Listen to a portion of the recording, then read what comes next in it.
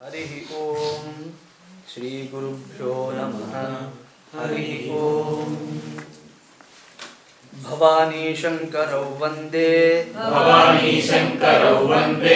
श्रद्धा विश्वासरूपिणौ याभ्यां विना न पश्यन्ति सिद्धस्वान्तस्थमीश्वरम् శ్రీరుద్రం ధ్యాన శ్లోకాలు తత్సంబంధమైన వ్యవహారాన్ని మనం దర్శనం చేస్తూ ఉన్నాం. ఏ రకంగా ధ్యాన శ్లోక ప్రతిపాదన చేస్తున్నారు, దాని వెనకున్న రహస్యం ఏమిటి? నిన్న మనం తెలుసుకున్నటువంటి అతి ముఖ్యమైన అంశం ఏంటంటే నా రుద్రో రుద్రమర్చయేత్ అన్నారు. అంటే నువ్వు రుద్రుడివి కాకుండా రుద్రుడిని పూజించలేవు, నువ్వు నారాయణుడివి కాకుండా నారాయణుడిని పూజించలేవు. ఒక్క మాటలో నీ యందు దేవతా భావన లేకుండా దేవతను పూజించడం కుదరదు. దాన్ని నిన్న అనేకమైన కోణాల్లోంచి మనం అర్థం చేసుకున్నాం. శ్రీమద్ భగవద్గీతలోని 3వ అధ్యాయాన్ని ఆశ్రయించి దేవత అనే శబ్దానికి ఉన్నటువంటి ముఖ్యమైన అర్థాన్ని కూడా గ్రహించాం. దేవత అంటే మనం అనుకున్నట్టు 10 చేతులు 8 తలకాయలు ఈ రకంగానే తీసుకోవాల్సిన పని లేదు. దేవత అంటే అద్భుతమైన నిర్వచనం పెద్దలు చెప్పారు. ఎవరైతే భేషరతుగా తమ సామర్థ్యాన్ని మనకు ప్రసాదిస్తూ ఉంటారో, తమ వద్దనున్నటువంటి శక్తిని మనకు ప్రసాదిస్తారో, అలాగే ఎవరు ప్రత్యుపకారమును ఆశించరో, so the one who bestows or blesses us with all that what he has and that too without expecting anything. 2 conditions చెప్పారు దాంట్లో. ఒకటి ఉన్నదంతా ఇవ్వడానికి సంసిద్ధత, అంటే త్యాగస్వరూపము. రెండవది ప్రతిఫలం ఆశించకుండా ఉండడం, అది సత్వగుణ సంకేతం. అంటే సత్వము త్యాగము ఎక్కడ చక్కగా ప్రకటింపబడతాయో అవి దేవతలు. అటువంటి శక్తికి దేవతలు. అలాగే దేవతలకి ఈశ్వరుడికి ఎలా అండి కనెక్షన్ పెట్టడం అంటే ఈశ్వరుడి యొక్క ఫంక్షనల్ ఎనర్జీస్ని, అంటే ఆయన క్రియాత్మక శక్తులనే దేవత అనే పేరుతో కూడా వ్యవహరిస్తారని చెప్పాను. నేను ఈ విషయాన్ని అతి స్పష్టంగా దుర్గా సూక్తం చెప్పినప్పుడు చెప్పాను. వాట్ ఈజ్ దేవత, వాట్ ఈజ్ భగవాన్, ఈ రకంగా కొంత విభాగం చేసుకొని అర్థం చేసుకునే ప్రయత్నం అక్కడ చేశాను. అది ఎప్పుడైనా మీకు వీలుంటే విందురు కానీ, అది విన్నప్పుడు దాంట్లో ఆ చర్చ అంతా చేశాను. చాలా సవిస్తారమైన చర్చ. సో వాట్ ఈజ్ దేవత అండ్ వాట్ ఈజ్ భగవాన్. ఈ దేవత యొక్క ఆవాసం ఎక్కడా? ఈ దేవతలంతా ఎక్కడ ఉంటారంటే ఎక్కడో ఆకాశంలో ఉంటారు అనుకోవాల్సిన పని లేదు. జగత్తులో అంతటా వారే ఉంటారు. వృక్షాలలో వారే ఉన్నారు, వాయు రూపంలో వారే ఉన్నారు, తేజో రూపంలో వారే ఉన్నారు. ఒక్క మాటలో జగత్తు యొక్క సకల శక్తుల రూపంలో వారే ఉన్నారు. అలాగే ఏది జగత్తులో ఉన్నదో అది మన దేహంలో కూడా ఉండాలి. కారణం ఏమిటి? దేహము ఈజ్ అ పార్ట్ ఆఫ్ జగత్. దేహం కూడా జగత్తులో ఒక చాలా అవిభాజ్యమైనటువంటి భాగం. అంటే దాన్ని సపరేట్ చేసి చూడడం కుదరదు. కాబట్టి బ్రహ్మాండంలో ఉన్నది పిండాండంలో సైతం ఉండాల్సిందే.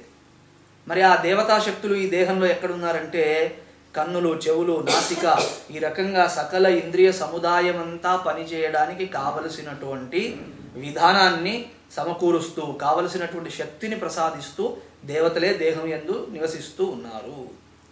మీరు ఎప్పుడైనా ఒక పిక్చర్ చూసుంటారు, గోమాత యొక్క పిక్చర్ వేసి దాంట్లో ప్రతి అంగంలో దేవతా ప్రతిష్ట అంతా చేసి ఫొటోస్ అవి చూస్తాం. చాలామంది ఆ పిక్చర్స్ ఇంట్లో పెట్టుకొని కామధేనువును భావన చేసి పూజిస్తూ ఉన్నారు. కామధేనువుకే కాదు, గోమాత విషయంలోనే కాదు, మీ విషయంలో కూడా దేవతలు అలాగే ఉన్నారు. అందుకే ప్రజననే బ్రహ్మాస్తిష్టతు, పాదయోర్ విష్ణుస్తిష్టతు, హస్తయోర్ హరస్తిష్టతు, బాహోర్ ఇంద్రస్తిష్టతు. ఇలా నిన్న చెప్పుకున్నాం కదా. ఆ లఘున్యాసంలో వచ్చేటువంటి ముఖ్య మంత్రం అది. సర్వే దేవతాః యథాస్థానం తిష్టంతు అన్న. అంటే అందరూ దేవతలు ఆయా స్థానములలో ఉండి ఆశీర్వదించెదరుగాక అనుకున్నాం. కాబట్టి దేవత భావన అనేటువంటిది ఒక ముఖ్యమైనటువంటి విషయం. So that you consider your self divine. మనకు సహజంగా మనల్ని మనం తక్కువ చూసుకునే అలవాటు అవుతుంది. ఎంత గొప్పగా మాట్లాడుకున్నా కూడా నా వల్ల ఏమవుతుందండి, నేనేమిటండి, చాలా హేయమైనటువంటి సంస్కారాలు ఇత్యాదులు ఉన్నవాడిని అని అనుకుంటూ ఉంటాం. అటువంటి సంస్కారములు ఇవన్నీ మీ మనోధర్మములే కానీ మీ ధర్మములు కావవి. What belongs to your mind belongs to your mind, not to you. కాబట్టే ఆచార్యుడు, జగదాచార్యుడు అయినటువంటి శ్రీకృష్ణ భగవానుడు భగవద్గీతలో ఎవడైతే విషయాన్ని బాగా తెలుసుకొని ఆచార్య శాస్త్ర శ్రవణం చేత ఎవరైతే బాగా తెలుసుకుంటారో అలాంటి వాడు అంతఃకృతం ఎంత పాపకర్మ చేసిన వాడైనా అనన్య భావనతో నన్ను భజిస్తే, సాధురేవ సమంతవ్య. వాడు సాధువుగానే పరిగణింపబడాలి తప్ప పాపాత్ముడిగా పరిగణింపబడడు అంటాడు. అలాగే హిందూ ధర్మంలో ఒక విశేషమైన ఆస్పెక్ట్ ఒకటి ఉంది. ఏంటి ఆ ఆస్పెక్ట్ అంటే, మీరు గంగా నదిలో ఒకసారి మునిగి బయటకు వస్తే పాపం పోయింది అనేస్తారు. అంటే పాపము పోవడం అనేటువంటిది ఇక్కడ ఎంత ఈజీగా చెప్పబడిందంటే, దానికి ఏదో కఠినమైన తపస్సులు వ్రతాలు ఇత్యాదులు ఏం చెప్పలేదు. Very simple things are mention. Give this danam and your papam is gone. Or go and take a dip in holy Ganga, your papam is gone. Or do Narmada parikrama, papam is gone. Like that. ఏదైనా చూస్తే చాలా సామాన్యమైన విషయం చెప్పి నీ పాప ప్రక్షాళనం అవుతుంది అంట. అలాగే ప్రతినిత్యం పూజ చేసినప్పుడు కూడా దురిత క్షయ ద్వారా, నా చేత చేయబడినటువంటి దురితములన్నీ క్షయమునర్చి క్షయము పొందడం ద్వారా అంటున్నాం. అంటే దురిత క్షయం అనేది ఇక్కడ చాలా పెద్ద విషయం కాదు. We don't have anything called original sin. So that ఇంకా మీ నెత్తి మీద అది కూర్చొని ఉంటుంది, మీరు పోయాక మీ పిల్లల మీద, వాళ్ళు పోయాక వాళ్ళ పిల్లల మీద, అలా ఏమీ లేదు ఇక్కడ. For us sin is a small thing. ఎందుకు అంత ఈజీ స్టెప్స్ చెప్పారు? గంగలో మునిగితే పాపం పోయింది, ఇది ఫలాని విషయం చేస్తే పాపం పోయిందంటే, moment you identify your self with Bhagavan, moment you invoke Ishwara in your heart, హృదయేషర్జున తిష్టతి అని చెప్పినట్టు, హృదయంలో పరమాత్ముని గనక భావన చేస్తే దేహ మనో ఇంద్రియాది ధర్మాలు నీకు లేవని తెలుస్తుంది. మనోబుద్ధి అహంకార చిత్తాని నాహం, అహం న, నేను ఇవన్నీ కాదు. మరి ఎవరయ్యా నువ్వు? చిదానంద రూప శివోహం శివోహం. చూసారా?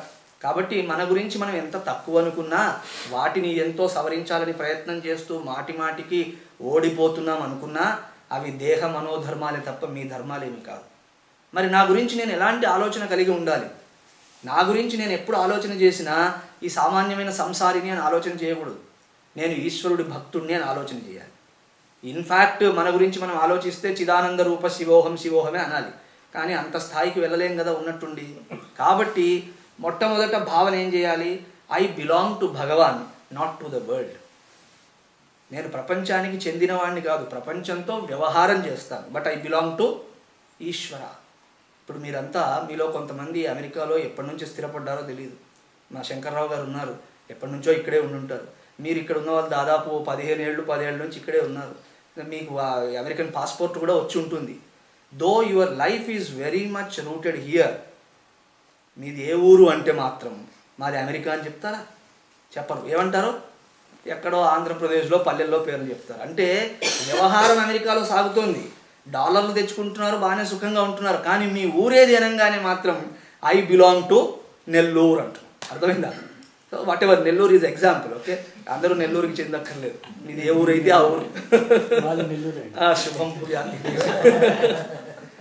సో ఆ రకంగా I belong to so and so place. So this belongingness is something we have to transfer it now. నేను ప్రపంచానికి చెందినవాడిని కాదు, ప్రపంచంతో వ్యవహారం చేస్తాను. మరి ఎవరికి చెందినవాడివి నువ్వు? నేను భగవంతుడికి చెందినవాడు. అర్థమైందా? భగవంతుడు నా తండ్రి, భగవంతుడు నా తల్లి, భగవంతుడు నా గురువు, భగవంతుడు నా ఆచార్య. ఇన్ఫ్యాక్ట్ గురుర్ బ్రహ్మ, గురుర్ విష్ణు, గురుర్ దేవో మహేశ్వర అంటే 2 అర్థాలు చెప్తారు.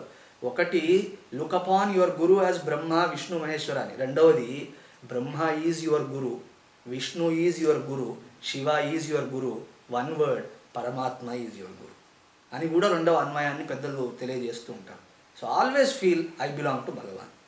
అండ్ భక్తి అంటే ఏమిటి అని ఒక్క మాటలో మీరు ఎప్పుడైనా నిర్వచించాలనుకున్నప్పుడు, భక్తి అంటే belongingness to Ishwara is called bhakti. దానికే యోగం అని పేరు, దానికే రకరకాల పేర్లన్నీ. The bottom line is one and the same. అన్ని యోగములలో, అన్ని సాధనములలో, అన్ని తత్వములలో, అన్ని మతములలో ఉన్నటువంటి ఏకైక సూత్రం ఏమిటి అంటే, ఈశ్వరుడికి నేను చెందిన వాడిని అనుకోవడం భక్తి అన్నారు. సాముద్రోహి తరంగ, ఇది శంకరుల వారు ఒక చోట చాలా అద్భుతంగా రాస్తారు దీని గురించి. భగవద్ రామానుజులు ఇంకా రాసేస్తారు. సాముద్రోహి తరంగ అంటే అర్థం ఏమిటి? తరంగము సముద్రమునకు చెందినట్లుగా. తరంగం సముద్రానికి ఎప్పుడెప్పుడు చెంది ఉంది? When does the wave belong to ocean? Kaun Banega Crorepati? Always అంటే just don't give me generic answer. Okay, always అంటే ఎప్పుడెప్పుడు? Before the wave is born it is related, when it is born it is related, when it is on the high tide అంటాం కదా, then also related, and when it is gone then also related. పుట్టక ముందు, పుట్టాక, ఎగిసి పడుతున్నప్పుడు, అంతమైనప్పుడు, అంటే సకల కాలములలో సర్వావస్థలలో తరంగము అలా సముద్రానికి చెందినట్లుగా నా పరిస్థితి కూడా అంతే.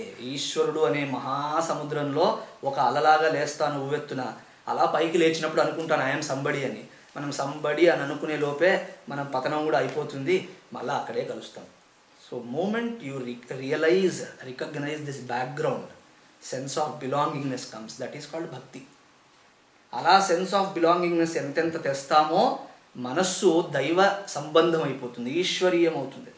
లేకపోతే సంసారగ్రసితం అయిపోతుంది. మోర్ సంసార ఇన్ ద మైండ్, మోర్ ఇంకా ట్రైట్స్ బిగిన్, ప్రపంచ వాసనలన్నీ పడతాయి. More Ishwara inside, there is no problem. So ఎప్పుడైనా భగవంతుని పూజించాలనుకున్నప్పుడు పుష్పాలు ఎంత ముఖ్యమో, కొబ్బరికాయలు పళ్ళు ఎంత ముఖ్యమో, వీటన్నింటికంటే ముఖ్యం మీ యందు అటువంటి దివ్యత్వం అనే భావన రావడం. ఆ భావన వచ్చేందుకై న్యాసము ప్రయోగం చేయబడింది. న్యాసము చేత సాధించే ప్రయోజనం ఏమిటి అంటే ఈ పవిత్రీకరణ అంటాం. పవిత్రీకరణ అంటే ప్యూరిఫికేషన్. ప్యూరిఫికేషన్ ఫ్రమ్ వాట్ అంటే purification from the thoughts of the world. ప్రపంచ చింతనము నుండి పవిత్రత. ఎందుకంటే ప్రపంచం అంటిందా, అపవిత్రత అంటినట్టే. ప్రపంచంలోకి వెళ్ళొచ్చామనుకోండి, బజార్లోకి వెళ్ళొచ్చాం, మనం కావాలని అంటుకోకపోయినా దుమ్ము ధూళి అంటుతుంది కదా. బజార్కి వెళ్ళొచ్చామంటే దుమ్ము ధూళి అంటినట్టుగా ప్రపంచం గురించి ఆలోచించినప్పుడల్లా, ప్రపంచ స్మృతి కలిగినప్పుడల్లా, స్పర్శ కలిగినప్పుడల్లా సంసారం అనే దుమ్ము ధూళి అంటుతూనే ఉంటుంది. దాని నుండి నివారణ పొందడానికి న్యాసము. ఆ తర్వాత మనస్సు మరింతగా ఈశ్వరమయమయ్యేందుకై దాని కొరకు ధ్యానము అనే ప్రయోగం చేశారు. ధ్యాన శ్లోకంలో ప్రయోజనం ఏమిటి అంటే మనస్సు యందు ఈశ్వరుణ్ణి స్థాపించడం. ఎలా స్థాపించాలి? ఏ రూపంగా మీరు అర్చించబోతున్నారో తద్రూపంగానే స్థాపించాలి. అప్పుడు మనస్సులో ఉన్నది, మాటతో చెప్తున్నది, దేహంతో చేస్తున్నది మూడు ఏకమవుతాయి. దట్ ఈస్ కాల్డ్ త్రికరణ శుద్ధి. త్రికరణములు అంటే మూడు పనిముట్లు మనకున్నాయి. దేహము, దాని కాయము అంటారు.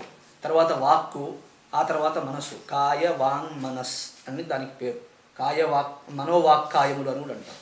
మనోవాక్కాయములన్నీ ఒక్క సింక్లో గనక ఉంటే మీరు చేసే పని చాలా టోటల్గా ఉంటుంది. కర్మ పవిత్రం అవుతుంది, కర్మ పూర్ణమవుతుంది అని అర్థం. సో ఆ దిశలో మనకిక్కడ ధ్యాన శ్లోక ప్రస్తావన జరిగింది. So invoking the Bhagavan not in the vigraham but in your own mind, మీ హృదయంలోనే స్థాపించడం. అయితే ఈ ఇన్వొకేషన్, ఈ భావన చేయడం అనేది కూడా మూడు రకాలుగా చెప్పారు అని నేను రోజున చెప్పాను. మూడు రకాలుగా ఎందుకు చెప్పాల్సి వచ్చిందంటే మన స్థాయిని అనుసరిస్తూనే బోధించాలి. స్థాయికి విపరీతంగా గనక అతిక్రమించి గనక బోధిస్తే అది తల మీద నుంచి వెళ్ళిపోతుంది తప్ప లోపలికి వెళ్ళదు. సో తలలోనికి వెళ్ళాలంటే ఆ తల ఉన్న తలము కూడా తెలిసి ఉండాలి. ఆ తల ఎక్కడుంది అంతవరకే ప్రయోగం చేయాలి. అంతకు మిక్కిలైన మాటలు ఏవైనా గట్టిగా చెప్తే అది బదిర శంఖారావం అవుతుందే తప్ప ప్రయోజన శూన్యమే తప్ప మరొక లాభం ఏమి దానివల్ల ఉండదు. అందుకే గ్రెడేషన్ ఈజ్ దేర్. ఆ గ్రెడేషన్ అనుసరించే బోధించాలి. That is why we say go to a sampradaya with. సంప్రదాయం తెలిసిన వాడి దగ్గరికి వెళ్తే లాభం ఏమిటంటే వాడు మన స్థాయిని అనుసరిస్తూ బోధిస్తాడు. సంప్రదాయం తెలియకపోతే అర్థం పర్థం లేని వాక్యాలన్నీ చెప్పేస్తాడు. అహం బ్రహ్మాస్మి అని బోధించాడు అనుకోండి, అదేమో మనకు అర్థం కాదు. అహం బ్రహ్మాస్మి అంటే ఏమిటి అర్థం కాకపోతే అర్థం కానటువంటి మాటకు ఏమనంటారు? నాయిస్ అంటారు దాన్ని. What is the difference between word and noise? ఇప్పుడు నేను నాయిసా వర్డా? లాంగ్వేజా నాయిసా? ఎలా చెప్పగలుగుతారు? How can you categorise, how can you demarcate the two? నేను చేసిన శబ్దమునకు ఒక అర్థం ఉండి అది మీకు అర్థమైతే, అర్థమైందండి, అప్పుడు దాని పేరు భాష. That is called language or something. అలా కాకుండా బడబడబడ ఏదో అనేసాం అనుకోండి, దాన్ని ఏమంటారు? అల్లరి అంటారు, నాయిస్ అంటారు. అలా అహం బ్రహ్మాస్మిలో అహం అంటే ఏమిటి తెలీదు, బ్రహ్మ అంటే ఏమిటి తెలీదు, అస్మి అంటే ఏమిటి తెలీదు. అదేంటి? వాట్ ఈజ్ అహం బ్రహ్మాస్మి నౌ? నాయిస్ అంతే. నాయిస్, అబ్సల్యూట్లీ నాయిస్ అంతే. ఎందుకు? అహమని దేన్ని అంటున్నారో తెలియదు, ఇదమని దేన్ని అంటున్నారో తెలియదు, బ్రహ్మం ఏమిటో తెలియదు. సో తెలియని దాన్ని మీరు ఎంత తలుచుకుంటే అంత నాయిస్ అయినట్టు లెక్క. అందుకే మైండ్ బికమ్స్ రెస్ట్లెస్. మన మనస్సు ఇలాంటి వాక్యాలు విని ఏదైనా ధ్యానం చేయాలి లేదా contemplate on such things and it becomes so restless. Why? Because no meaning associated with it. It is not trained. కాబట్టి అసంప్రదాయవాదులకి తెలియదు ఎలా బోధించాలి. అలాగే వాళ్ళు శాస్త్రాన్ని చదివినప్పుడు కూడా చాలా కన్ఫ్యూజ్ అయిపోతారు. శ్రవణ గ్రంథం ఏమిటి, మనన గ్రంథం ఏమిటి, నిధిధ్యాసన గ్రంథం ఏమిటి, ఇవి తెలియదు వాళ్ళకి. నిధిధ్యాసనాన్ని తీసుకొచ్చి ఫస్ట్ స్టేజ్లో చెప్తారు, శ్రవణ గ్రంథం వ్యర్థం అంటారు, దీంట్లో ఏముందండి అంటారు. So they don't know. Similarly when they look in to the dhyana shlokas of given puja etcetera, దాంట్లో కూడా కన్ఫ్యూజ్ అయిపోతారు. కన్ఫ్యూజ్ అయ్యి ఏమంటారు, దీంట్లోనేమో సర్వవ్యాపి ఈశ్వరుడు అంటున్నారు, మీరేంటో ఇలా బొమ్మ పెట్టుకొని పూజ చేస్తున్నారు, సో మీరంతా తప్పు చేస్తున్నారని మన శ్లోకాలు చదివి మనల్ని అంటారు. కానీ వాడు చూడాల్సింది ఏంటంటే ఒకే ధ్యాన శ్లోకంలో అన్నీ ప్రతిపాదింపబడతాయి.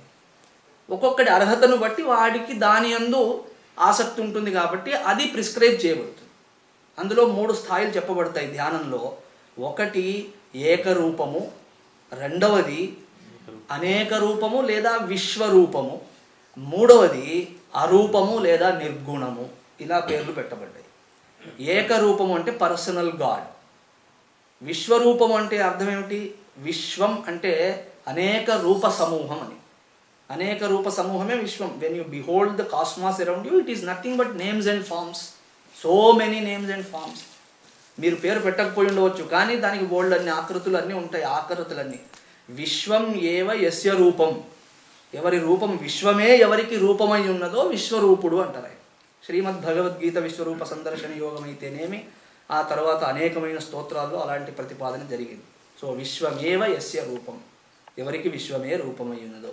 అంతస్థం యస్య విశ్వం సుర నర ఖగో భోగి గంధర్వ దైత్యై చిత్రం రమ్రమ్యతే తం త్రిభువన వపుషం విష్ణుమీశం నమామి. విష్ణుం ఈశం నమామి. ఎలాంటి విష్ణువీనా? అంతస్థం యస్య విశ్వం, విశ్వమంతా ఎవరి యందున్నదో, అంటే విశ్వమును అణువణువు వ్యాపించినవాడు. తత్కారణాత్ విష్ణువు. వ్యాపకశీలత్వము చేత విష్ణు శబ్దం వచ్చింది, విష్ణువు అని పేరు వచ్చింది ఆయన. సో ఈ రకంగా ధ్యాన శ్లోకాల్లో 3 ప్రతిపాదనలు చేయబడతాయి. ఏక, అనేక, అరూప. ఏకరూప, అనేక రూప, అరూప. దీంట్లో ఒక చిన్న కాంప్లికేషన్ ఉంది. అది మనం దర్శించకపోతే భవిష్యత్తులో మళ్ళా కొన్ని అయోమయాలను సృష్టిస్తుంది. When you don't contemplate on the meaning of something, it becomes meaningless, right? That is సిద్ధాంతం. దేని గురించి మనకు తెలియదో అది అర్ధరహితంగా, అర్ధవిహీనంగానే కనిపిస్తుంది. కాబట్టి తెలుసుకోవాలి. ఏకరూప భక్తిలో జనరల్గా ఏం జరుగుతుందంటే ఒకే రూపాన్ని ఆశ్రయిస్తాం కాబట్టి ఆ ఒక రూపము అన్య రూపముల కంటే విలక్షణంగా ఉంటుంది. అంటే ఏకరూప భక్తిలో శివరూపము వేరు, విష్ణు రూపము వేరు, తర్వాత దేవీ రూపం వేరు, గణపతి రూపం వేరు, కుమారస్వామి రూపం వేరు. ఎంతమంది దేవతలు ఉంటే అంతమంది రూపాలు వేరువేరుగా ఉంటాయి. Is it not right? ఎందుకంటే ఏకరూపాన్నం కదా. You select a form of your choice. మీ మనస్సుకు దగ్గరగా ఉన్న రూపాన్ని మీరు ఎంచుకుంటారు. ఆ రూపము అన్య రూపముల నుండి విలక్షణంగా ఉండడం చేత ఈ రూపం మీద మనస్సు ఎంతెంత సంలగ్నం అవుతుందో, సరిగ్గా గనక అధ్యయనం చేయకుండా అది కంటిన్యూ చేస్తే అన్య రూపముల పట్ల కొద్దిగా తక్కువ భావన కూడా కలుగుతుంది. మా శివుడు చాలా గొప్పవాడు, ఇక మీ మనిషి ఓకే. లేదా మా విష్ణువు చాలా అసలు శ్రేష్ఠుడు, మీ శివుడు ఏమిటండి. లేదా అమ్మవారు చాలా అందరికంటే ఉత్తమురాలు, ఆవిడ కనుసన్నలలో ఈ సృష్టి స్థితి లయములన్నీ నడుస్తాయి అని ఆ వాళ్ళు. లేదు గణపతి అని గాణపత్యులు.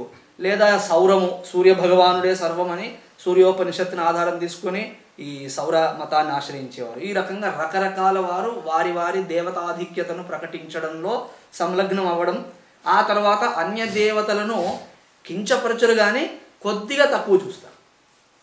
అది జరుగుతుంది. కానీ అక్కడ మనం జాగ్రత్తగా గమనించాల్సిన భావన ఏంటంటే మనము ఎన్నుకున్న రూపము పట్ల సంలగ్నత పెంచేందుకే రూప గుణ ప్రభావ స్వభావాది వర్ణనము చేయబడింది తప్ప అన్య దేవతా దూషణ కొరకై చేయబడలేదు.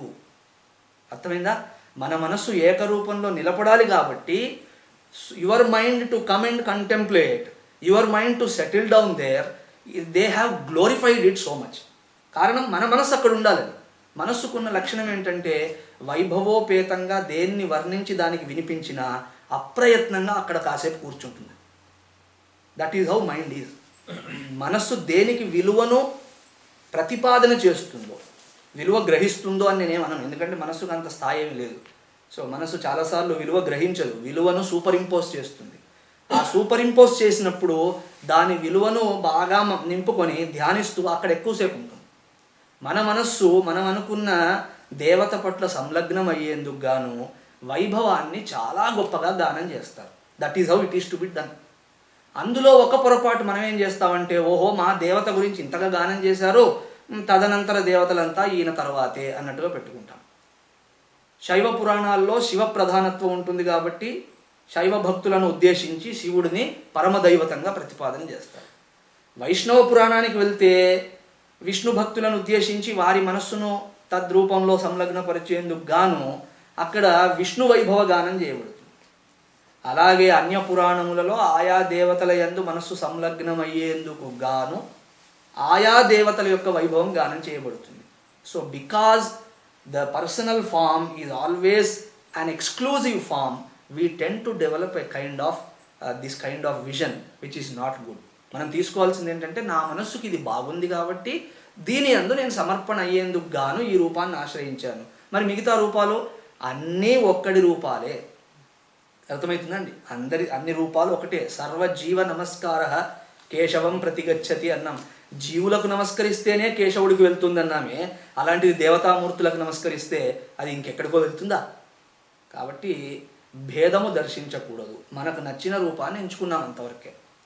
కానీ అది కొంచెం తదనంతర స్థితులు దర్శనం చేయకపోవడం వల్ల అలా కలుగుతూ ఉంటుంది. That's why I wanted to make it very clear. And ఏకరూపంలో ఎక్కువసేపు ఉండడం కూడా మంచిది కాదు అని పెద్దలు అంటారు. ఏకరూపాన్ని ఆశ్రయించి తరువాత విశ్వరూపానికి వెళ్ళాలి. అందుకే మన ధ్యాన శ్లోకాలు ఏం చేస్తాయి, ఏకరూపాన్ని చెప్తూ మెల్లిగా విశ్వరూపం వైపు ఒక చిన్న సంజ్ఞ చేస్తాయి. అంటే they indicate that you need to go there. ఆ తరువాత విశ్వరూపంలో పూర్తిగా ఉండమంటారా? వద్దంటారు. అక్కడ కూడా కొంతకాలం ఉండి మనోపరిణతి సాధించి, బౌద్ధికంగా పరిణతిని సాధించి అరూప స్థితికి ప్రయాణం చేయమంటారు. అంటే నిర్గుణం బ్రహ్మ అంటాం కదా, నిర్గుణమైన తత్వాన్ని ఆశ్రయించాలి అంటారు. ఇప్పుడు మనం చూసేటువంటి ధ్యాన శ్లోకాల్లో తత్ప్రతిపాదన జరిగింది. అవి నేను నిన్నటి రోజున కొంత వర్ణించాను, ఇవాళ మరికొంత చూద్దాం. ఒకే ధ్యాన శ్లోకంలో ఈ మూడు ప్రతిపాదింపబడతాయి అని చెప్పడానికి ఏదైనా ఉదాహరణ చెప్పగలమా అంటే బోలెడు చెప్పగలం. In fact every dhyana shloka, every invocation prayer presents all these three. నేను ఉదాహరణగా మచ్చుకు ర్యాండమ్ శాంపుల్ అంటాం కదా, అలా మచ్చుకు ఒకటి తీసుకొని చెప్తాను. శాంతాకారం భుజగశయనం పద్మనాభం సురేశం, తర్వాత గగన సదృశం మేఘవర్ణం శుభాంగం లక్ష్మీకాంతం కమలనయనం యోగిర్ధ్యానగమ్యం వందే విష్ణుం భవభయహరం సర్వలోకైకనాథం. దాంట్లో మీరు గమనిస్తే శాంతాకారం, శాంతరసపూర్ణుడైనటువంటి వ్యవహారము. ఆయన ఎక్కడున్నాడు? భుజగశయనం, అనంతుడి మీద శయనిస్తూ ఉన్నాడు. ఇది ఏకరూపమా, అనేక రూపమా, అరూపమా? ఏకరూపం. Because the bed is also clearly mention. అర్థమైందా? What is that bed? Spring bed అంటారు దాన్ని. అంతే కదా, అనంతుడు అంటే చుట్టుకొని ఉంటాడు కదా. స్ప్రింగ్ బెడ్ అంటే అదే coiled bed, spring bed. Spring bed also comes from us. Okay, అది నేను చెప్పదలుచుకున్న పాయింట్. ఏదైనా మా దగ్గర నుంచే వస్తుంది. ఆయన అలా చుట్టుకొని మెత్తగా పరుపులాగా ఉంటే పడుకొని ఉన్నాడు స్వామి, దానికి కూడా ఒక అర్థం ఉంది. అలా నిజంగా పాముల మీద పడుకోవడం అంతవరకే తీసుకోవద్దు, దాని వెనక చాలా రహస్యం ఉంటుంది. ఒక్కొక్క దాన్ని విడమరుస్తూ ఉంటే హృదయానికి ఎంత ఆనందం కలుగుతుందో. అలాంటి సుఖం అనుభవించిన వాడికే తెలుస్తుంది, సాత్వికమైన సుఖం అంటే అది. So moment you try to decipher the philosophy and the teaching behind that, it really gives you so much joy. ప్రపంచం యొక్క సుఖం దాంతో ఏనాటికి సరితూగదు. శాంతాకారం భుజగశయనం పద్మనాభం, పద్మనాభుడైన నారాయణుడు అంటే ఆయన నాభి నుండి పద్మము వికసించినది, పద్మము ఉత్పన్నమైనది, బాగా వికాసమానమైన పద్మము. అందులో ఎవరుంటారు? బ్రహ్మదేవుడు గారు కూర్చుంటారు, చతుర్ముఖ బ్రహ్మగారు కూర్చొని ఉన్నారు. శాంతాకారం భుజగశయనం పద్మనాభం సురేశం సురానామీశ అంటే సురులు అంటే దేవతలు, ఉపలక్షణంగా సమస్త జీవ సముదాయం అని. వారందరికీ ప్రభువు ఈయన. సురానాం ఈశ అంటే దేవేంద్రాదులంతా నమస్కరిస్తూ నిలబడ్డారు. సురేశం విశ్వాధారం. చూడండి, ఇప్పుడు దాకా ఏకరూపం బాగానే చెప్పారు. ఈ ఏకరూపం చెప్పారన్నప్పుడు భుజగశయనుడై ఉన్నాడు అంటే ఆ పాము ఎక్కడో ఒక చోట ఉండాలి. దాని మీద స్వామి పడుకున్నారంటే particular location is given as though somebody is sleeping on a coiled bed అన్నట్టు చెప్పారు. బ్రహ్మదేవుడు ఆయన నాభి కమలంలో ఉన్నాడు. ఆ తర్వాత దేవతా సముదాయం అంతా చుట్టూ నిలబడి నమస్కరిస్తున్నారు. ఇలా చెప్పి వెంటనే విశ్వమునకు ఆధారమైన వాడు. మరి ఇప్పుడు చెప్తుందంతా ఎక్కడుంది? విశ్వానికి బయట ఏమైనా ఉండగలుగుతుందా? Can there exist something beyond time and space? Minus time minus space nothing can exist. Is it not right? ఇంకా అది డ్యామ్ ఫిజికాలిటీ, దాని గురించి పెద్ద చర్చ అక్కర్లేదు. దేశకాలములు దాటుతూనే ఇంకా అక్కడ కార్యకారణం అనేటువంటి స్థితి ఉండదు, కాజ్ అండ్ ఎఫెక్ట్ పనిచేయదు అక్కడ. మరి ఇప్పుడు దాకా చెప్పిందంత ఎక్కడున్నట్టు అంటే పర్సనల్గా ప్రతిపాదన చేసినప్పుడు వైకుంఠము ఇత్యాదులు చెప్పారు. వెంటనే మళ్ళా దాన్ని ఎక్కడ పూర్తిగా అదే అనుకుంటారో, స్వామిని లిమిటెడ్ చేయకండిరా బాబు, ఇలాంటిది మీ ఉపాసన కొరకై చెప్పబడుతోంది. మరి ఎలా చూడాలి? విశ్వాధారం, ఈ విశ్వమునకంతటికి ఆధారం ఆయన, ఉపాదాన కారణం అని అర్థం వేదాంతం ప్రకారం. విశ్వాధారం గగన సదృశం. గగన సదృశం అంటే అంతర్యామి అని అర్థం. ఇన్ని రహస్యాలండి ఇవన్నీ. గగనము అంటే ఆకాశము. ఆకాశం ఎక్కడుంది? ఇది ప్రశ్న. ఆకాశం ఎక్కడుంది అనగానే మీరు ఇలా పైకి చూశారనుకోండి, అక్కడ కూడా లేదు, మీ తలకాయలో ఉందని లెక్క. అర్థమైందా? వేర్ ఈజ్ ద స్పేస్ అంటే if you look like this then I have understood where is the space. అర్థమైందా? ఎక్కడుంది? తలకాయలో ఉందని అర్థం. స్పేస్ ఎక్కడుందంటే అంతటా ఉంది. అంతటా అంటే ఎలా? వస్తువు చుట్టుపక్క ఉంది, వస్తువు లోన కూడా అదే ఉంటుంది. Is it not right? Space is everywhere. గగన సదృశం అన్నప్పుడు నారాయణుడు ఎక్కడున్నాడు? అంతర్బహిశ్చ తత్సర్వం వ్యాప్య నారాయణ స్థిత. లోపల బయట, ఆ లోపటికి బయటికి మధ్యలో ఏదైనా ఉంటే అది కూడా ఎందుకైనా మంచిదని అది కూడా చెప్పారు. అంతః బహిః తత్సర్వం, మధ్యలో if you count something as existing, అది కూడా నారాయణుడే ఉన్నాడు. గగన సదృశం అంటే ఇన్ అండ్ త్రూ ఎవ్రీథింగ్ అని. నేను మొన్నటి రోజున చెప్పిన ఎగ్జాంపుల్ మళ్ళీ తీసుకొచ్చేయండి. ఈ వెండి బిందెలో వెండి ఎక్కడుంది? అంతటా ఉంది. పైన అదే ఉంది, మధ్యలో అదే ఉంది, కింద అదే ఉంది, లోపల అదే ఉంది, బయట అదే ఉంది. Is it not right? That is ఉపాదాన కారణం. దాన్నే అంతర్యామి అంటారు. అంతః, లోపల ఉండి ఆ వస్తువును ఆ వస్తువులా ఉండేందుకు కారణమై కంట్రోల్ చేసేటువంటిది. దట్ ఈస్ కాల్డ్ ధర్మ. దట్ ఈస్ కాల్డ్ అంతర్యామి. అంతర్యామి రూపంలో ఉన్నాడు. చూసారా? వెంటనే మొదటి లైన్ అంతా పర్సనల్ అన్నారు. రెండవ లైన్ లాగానే విశ్వాధారం గగన సదృశం మేఘవర్ణం. మేఘవర్ణం అంటే అర్థం ఏమిటి? శ్యామల వర్ణుడు అని అర్థం. మేఘం వర్ణము అనంతత్వానికి సంకేతం, అంటే అనంతుడు, అంతము తెలియనివాడు. శుభాంగం మళ్ళీ వెంటనే తీసుకొచ్చారు, ఎందుకంటే వీడు కన్ఫ్యూజ్ అవుతున్నాడు అని అర్థమైపోయింది.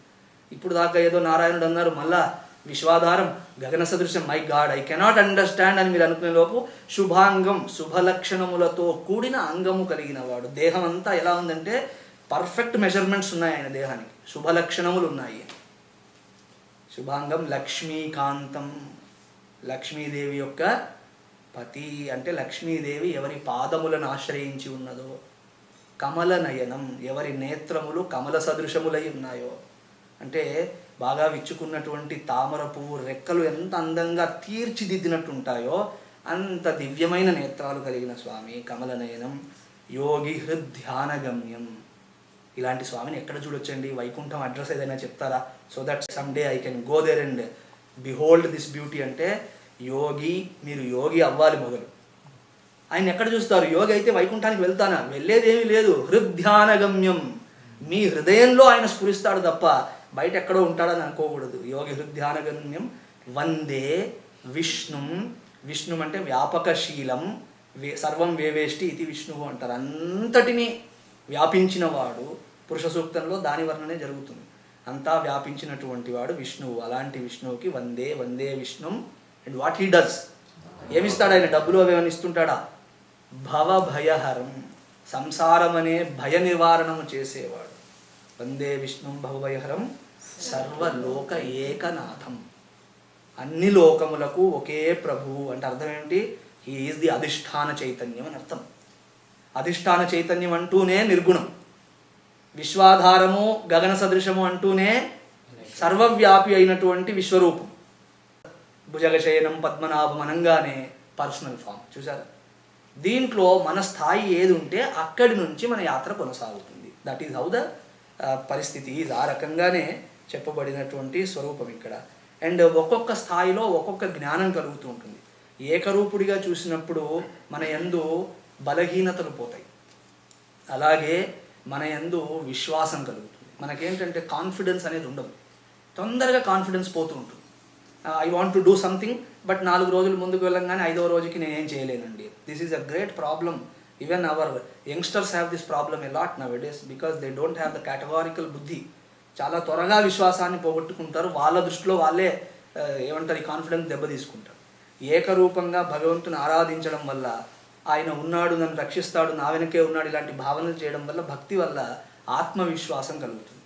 Because I am servant of Bhagavan, భగవంతుడికి నేను దాసుణ్ణి, కాబట్టి నాకు ఏది జరిగినా నన్ను చూసుకునే పని ఆయనది, కాబట్టి నాకు అంతా బాగానే ఉంటుంది అనేటువంటి ధైర్యం కలుగుతుంది. అందుకే భక్తుల జీవితాల్లో మీరు గమనిస్తే దే వర్ సో కాన్ఫిడెంట్. తక్కువేమి మనకు రాముడొక్కడుండు వరకు, పక్క త్రోడుగా భగవంతుడు మన చక్రధారి అయి చెంతనే ఉండగా తక్కువేమి మనకు. మన ప్రార్థన కొంచెం వేరుగా ఉంటుంది. ఏంటది? తక్కువేను మనకు, తక్కువేమి మనకు అన్నాడు. మనం ఒక్క అక్షరం మారుస్తాం, తక్కువేను మనకు. నేను మొన్న అదే ప్రశ్న అడిగే కదా, suppose God were to come and stand here, ఒకే ఒక్క వరం ఇస్తాను మనం అడగండి అంటే ఏమడుగుతాం? చాలా కష్టం స్వామి అంటాం. ఎందుకు? ఒకే వరం అంటే ఎలా అడుగుతారండి? మీరు ఒక కనీసం 100-200 ఇస్తే ఐ కెన్ ఇమ్మీడియట్లీ ఆస్క్ అనుకుంటాం. కానీ అక్కడ కూడా ఒక టెక్నిక్ చెప్పగలను మీకు, రేపు వస్తే చెప్తాం. ఇవాళ రేపు రండి, ఒకే వరంలో అన్ని అయ్యే విషయాన్ని నేను చెప్తాను మీకు. Okay, so we have so much of these things, so you get some confidence and all that is good. భక్తులందరూ అలా ప్రార్థించారు, ధైర్యంగా ఉత్సాహంగా ఉన్నారు. విశ్వరూప దర్శనం చేయడం వల్ల కలిగే లాభం ఏంటి అంటే, విశ్వరూప దర్శనం ఎంతెంత చేస్తుంటామో ఈగో అంతంత సరెండర్ అవుతుంది. అంటే నేను సెపరేట్గా లేను, నేను కూడా పార్ట్ ఆఫ్ ది హోల్. ఈ వ్యవహారంలో, ఈ స్కీమ్లో నాకు కూడా ఒక పాత్ర ఉంది, తదనుగుణంగానే వ్యవహారం తప్ప నేనేదో ప్రత్యేకమైన వాడిని, మిగతా వారికి అయినవన్నీ నాకు అవ్వవు ఇలా అనుకోదు. This is called persecution syndrome. నాకే ఎందుకు ఇలా అవుతుంది?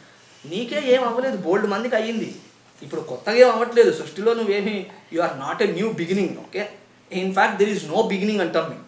బిగినింగ్ ఏమీ లేదు, కొత్తగా అనేటువంటి మాటకు అర్థమే లేదు అసలు. You are part of the big process and అందరికీ అయినట్టే. నాకే ఎందుకు ఇలా అవుతుందండి? నేను వ్యాపారంలో డబ్బు పెట్టాను, నేనే లాస్ అయిపోయాను. నేను ఎక్కడో మంచి పని చేద్దాం అనుకున్నాను, నాకే అవమానాలు అవుతున్నాయి.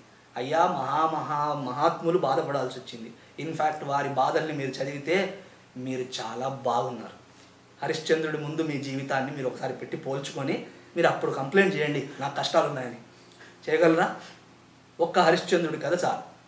లేకపోతే హరిశ్చంద్రుడు ఎవరో మాకు తెలియదంటే మీ రాముడు, మీ కృష్ణుడు, మీ సమస్త అవతారాలు, వారు పడిన కష్టముల ముందు, వారు చూసిన దుఃఖముల ముందు మనం చూస్తున్న దుఃఖం ఎంత హానెస్ట్గా అనలైజ్ చేయండి మీరు.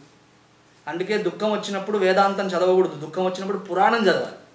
చాలామంది దుఃఖం రాగానే అదేంటో నేనెవరు, జగత్తంతా మిథ్య ఇట్లా మాట్లాడతారు. నేను 10 ఏళ్ల క్రితం ఇంకెక్కువ, 10 ఏంటి ఇంకెక్కువ, అప్పుడు క్యాసెట్లు అమ్మేవారు. ఇప్పుడు సీడీస్ అన్నీ వచ్చాయి కదా, సీడీస్ కంటే ముందు కదా. So I use to buy now and then different cassettes and all that. Some time I was going in the store, అక్కడ ఘంటసాల గారి వేదాంత గీతాలు అని. నేను చాలా హ్యాపీ అయ్యాను. అబ్బా, ఘంటసాల గారు కూడా వేదాంతం పాడారా? ఏదో భగవద్గీత పాడారని తెలుసు, వేదాంత గీతాలు అంటే ఏంటో అని తీసుకుంటే దాంట్లో ఏమీ లేవు, అన్నీ నిరాశాజనకమైన పాటలు. నేను వెంటనే చాలా ఉత్సాహంగా చింపి ఆ కవర్ అంతా తీసి వెంటనే కార్లో పెట్టి ఇదే ప్లే చేయాలన్నారు. వాళ్ళు అంటూనే ఉన్నారు, వద్దు స్వామి తలనొప్పి వస్తుందని. లేదు నేను ఇదే వింటానని. తర్వాత నాకు ప్రాబ్లం అవుతుంది, ఇప్పుడు ఆఫ్ చేయమని ఎలా చెప్పాలి? నేను వాళ్ళు ముందే కాషన్ చేశారు, మీరు ఎక్కువసేపు వినలేరు. సో కానీ నేను నచ్చినట్టు నటించాను. కానీ ఆ పాటలన్నీ విషాదములు, వేదాంతములు కాదు. Vedanta is the height of happiness అన్నారు. It is the summit of happiness అని స్వామి రామతీర్థ అంటారు. కాబట్టి ఏడుపు పాటలు, అదేంటి జగమే మాయా, ఏమిటండి జగమే మాయా అయితే దాంట్లో ఏడ్చుకుంటూ పాడాలా? మాయా అంటే ఎంత ప్రాబ్లం లేదు. ఇప్పుడు దాకా అది నిజమేమో అని నాకేదో రావట్లేదు, పోవట్లేదు అని టెన్షన్ పడ్డాను. నిజం కాదంటే ఆహా మై గాడ్ జగమే మాయా, ఏడుపు కుక్క వీడు వ్యవహారం ఏంటది. సో దట్ ఈస్ నాట్ వేదాంత. అదేదో వేదాంతం పేరుతో అదేమంటారు మైసూర్ పాక్ లాంటిది. అది మైసూర్ ఏమి ఉండదు దాంట్లో. అట్లా వేదాంతం అంటే పరమానందం. వేదాంతం అంటే is equal to the most happiness. నిర్నిమిత్తం సుఖం అంటాం. నిమిత్తంతో పని లేని సుఖం వేదాంతం అంటే. సో దాంట్లో అన్ని ఇలాంటి గీతాలు పెట్టుకున్నారు. సో చాలామంది మనం కూడా ఏం చేస్తామంటే ఇంట్లో ఏదో అనుకోని సంఘటనలు ఏవో జరిగాయి, మనకు నిత్య జీవితంలో కొన్ని సమస్యలు వచ్చాయి, మనం బాగా ప్రేమించేటువంటి వాడు ఎవడో మనల్ని ద్వేషించడం ప్రారంభించాడు, మన బిడ్డలు మనల్ని తరిమేశారు. అలాంటప్పుడు ఎక్కడ సత్సంగాలు అవుతున్నాయి, ఎక్కడ వేదాంతం చెప్తున్నారని వెళ్ళి అక్కడ నిద్రపోతూ కూర్చుంటాం. ఎందుకు ఈ హడావిడి? పెద్దలు అన్నారు అప్పుడు వేదాంతం వినకూడదు అన్నారు. ఎప్పుడు మీకు దుఃఖభాజనమైన పరిస్థితి ఉన్నదో, ఇంట్లో చుట్టుపక్కల అంత కొంత ఏడుపు వాతావరణం ఉందో, డోంట్ గో ఫర్ వేదాంత. వేదాంతం ఎప్పుడు వినాలో తెలిసినా when you are most happy. మరి అప్పుడు ఏం వినాలండి? పురాణ శ్రవణం చేయాలి. పురాణములు వినడం చేత పురాణ పురుషులందరూ మనకంటే ఎక్కువ కష్టాలు పడ్డారని తెలిసి కొంత మనస్సుకు స్వాంతన లభిస్తుంది. మనస్సుకు ఒక లక్షణం ఏంటంటే, నేను కష్టపడుతున్నాను అనేది ఎంత ప్రాబ్లమో, వేరే వాళ్ళు సుఖపడుతున్నారు అనేది అంతకంటే ఎక్కువ ప్రాబ్లం. సో మనలాగే పెద్ద పెద్ద వాళ్ళు కూడా కష్టపడ్డారంటే, oh my God, okay, it's okay నా. So I'm also part of them and they also in the same plane. కాబట్టి అందరం ఒక పడవలో ఉన్నామనే ధైర్యం వస్తుంది. అర్థమైందా? కాబట్టి పురాణములను మీరు గమనిస్తే ఎంత ఎంత దుఃఖాలు అనుభవించలేదు. So moment you recognise your self to be the part of this whole process, most of the problems come down. Persecution syndrome పోతుంది. ఆ తరువాత ఎప్పుడైతే నిర్గుణము అనేటువంటిది తలలోకి వస్తుందో అప్పుడు జగన్మిథ్యాత్వము సిద్ధింపబడుతుంది. కాబట్టి జగత్తు వాస్తవానికి లేదు అని తెలుస్తూనే జగత్తుకు సంబంధించినటువంటి కాంప్లెక్సెస్ అన్నీ పోతాయి. అప్పుడు దేహము ఇత్యాదులన్నీ నా స్వరూపములు కాదు అని తెలిసి దేహాత్మ భావము నశించడము చేత స్వరూప సంస్థితి కలుగుతుంది. దాని గురించి ఇప్పుడు నేను ఎక్కువగా చెప్పినా అది అర్థమయ్యే వ్యవహారం కాదు. కాబట్టి we will forget that. The third one we can think of some other time. ఆత్మ ఏమిటి, పరమాత్మ ఏమిటి, దేహాత్మ భావ నాశనం ఏమిటి ఇత్యాదులన్నీ తదనంతరం దర్శించాల్సిన విషయాలు. సో 3 చెప్పుకున్నాం: ఏక, అనేక, అరూప. ఏకరూపము చేత విశ్వాసము, భగవంతుడు నాతో ఉన్నాడు అనే ఒక ధైర్యము. అనేక రూప దర్శనము చేత నాకే ఎందుకు ఇలా అవుతోందనే ఇలాంటి పిచ్చి ఇలాంటివన్నీ పోతాయి. తర్వాత అరూపము మన తలలో నిలబడడం చేత దేహాత్మ భావము తొలగుతున్నది, స్వరూపనిష్ట కలుగుతున్నది. అలాంటివన్నీ మనం చూసాం. ఇప్పుడు ఒక్కసారి నిన్న చదివినవే మళ్ళీ ఒకసారి నిదానంగా దర్శనం చేస్తూ ముందుకు వెళ్దాం. దీంట్లో ఏదైతే లఘున్యాసంలో చెప్పబడుతున్నటువంటి కొన్ని ధ్యాన మంత్రములను మనం పరిశీలిస్తే ఇక్కడ కూడా ఏకరూప, అనేక రూప, అరూపములు ప్రకటింపబడుతూ ఉన్నాయి. So the purpose of these dhyana shlokas is to take our mind from Rudrarupa to Vishwarupa, Vishwarupa to నిర్గుణ రూప. నిర్గుణ రూప అనడానికి లేదు, అరూప అనాలి. సో ఈ రకంగా గ్రాడ్యుయేషన్ ఉంది. రుద్రరూప ధ్యానము, ఆ రుద్రరూప ధ్యానము సహాయము చేత విశ్వరూప ధ్యానము, విశ్వరూప ధ్యాన సహాయము చేత నిర్గుణ నిష్ఠ, ఈ రకంగా చెప్పబడ్డాయి.